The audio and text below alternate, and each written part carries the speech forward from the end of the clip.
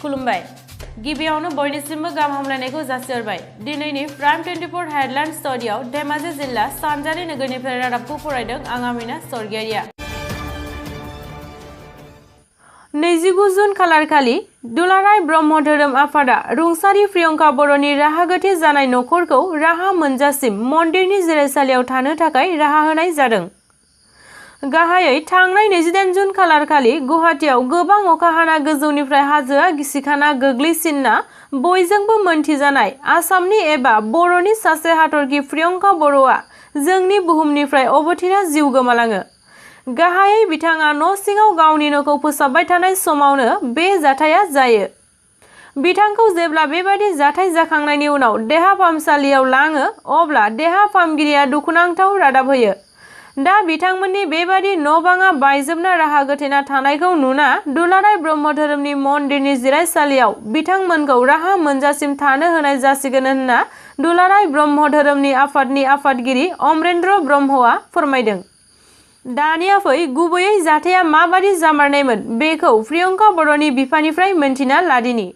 आं प्रियंका बर'नि बिफा जायो कुशल आंनि मुङा जाबाय कुशल बर'। आं माने बहुत दुखु गेजेरजों बेखौ माने फोरोंदोंमोन खिन्थु मैया जितु घटना जालांबाय बे घटनायाव बहुत आन्तरिक माने दुखु मोनदों आरो जोङो माने मा बुंबावनोसै बहुत दुखु गेजेरनि बिथोरावनो आं साधारन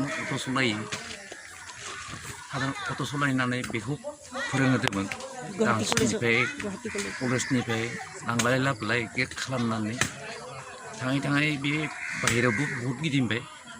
दिल्ली गुजरात अरुणाचल आरो अल आसाम बेफोर मोसानायाव दा শুনিছোঁ NSS ফালৰ পৰা 26 জানুৱাৰী 2019 দিল্লীতো যোৱা বুলি শুনিছিলোঁ হয়নে? दिल्ली গৈছিলে दिल्लीयाव थांदोंमोन 2019 रिपाब्लिक डेआव मास मोनसेनि कारणे माने दिल्लीयाव थाहैदोंमोन बेयावबो एवार्ड मोनना फैदो नरेन्द्र मदिजों फट' थिखांनो जादों आरो प्राइम मिनिस्टारजोंबो PM साजोंबो माने बेयाव प्रग्राम खालामहैदोंमोन आरो फैनानै लास्ट ममेन्टआव गुवाहाटी गभर्नर बिथांनियावबो प्रग्राम खालामफैदों। गतिके जोंनिया एसेबां खस्थ' खालामनाय बे बिफानि दुखुखौ मिथिनानै जोंखौ नायदोंमोन आरो बे नायनाया जोंनिया माने ভাৰতনাট্যমৰ উপৰিও সাকচেছ মোনাসै ভাৰতনাট্যমৰ উপৰিও তাই আৰু কি নৃত্য बे भारतनाट्यमनि बाहेरावबो कथकबो फोरोंदोंमोन आरो बर' डेन्स माने जोंनि बर' समाजनि कारणे बहुत गिदिंदों मोसानायाव কোন ল'ৰা ছোৱালী সকলক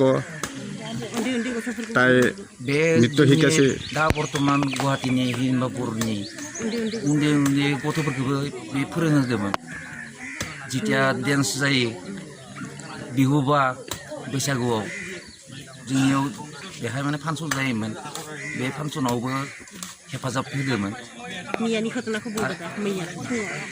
मैया माने हठात गोजौआव माने हाया अकस्मात फैनानै बे गथ'खौ जे बुथारफैगोन बेखौ सिमाङावबो माने सानाखैमोन आरो अकस्मात जादों स्पट बे स्पटआव माने थांना थायासै गथ'आ जों दा उपाय गैया जोंनिया न'आ बायजोब्बाय न' बां गैला थानोबो जोङो दा हिरिम्बापुर सेवा आश्रमनि बे मन्दिरनि न'आवनो आश्रय लाफैदो आरो रायजोफोरा बेयावनो थानो होदो दा आंया बे ब्रह्म मन्दिर समाजखौ आं बावनो हाया जिखिनि उपकार खालामबाय जोंखौ जिखिनि सहाय सहजुगिता होदो जितु माने थानो होदो बेफोरखौ बावनो हाया खुलुमबाय लोगोसे थांनाय 28 जुन खालारखालि दुलाराय ब्रह्म धोरोम आफादनि बारग' आफादगिरि चन्दर सिंह ब्रह्मआ जोंनि बुहुमखौ अबथिरा जिउ गोमानायखौ नोजोर बोना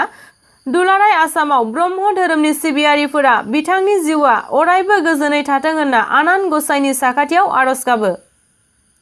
आरो दुलाराय ब्रह्म धोरोम आफादनि आफादगिरि अमरेन्द्र ब्रह्मआ फोरमायबावदों दि बिथांनि मुङाव बिरहोनाय फिरफिलाखौ 7 सानसिम दोननो बिथोन होनाय जादों।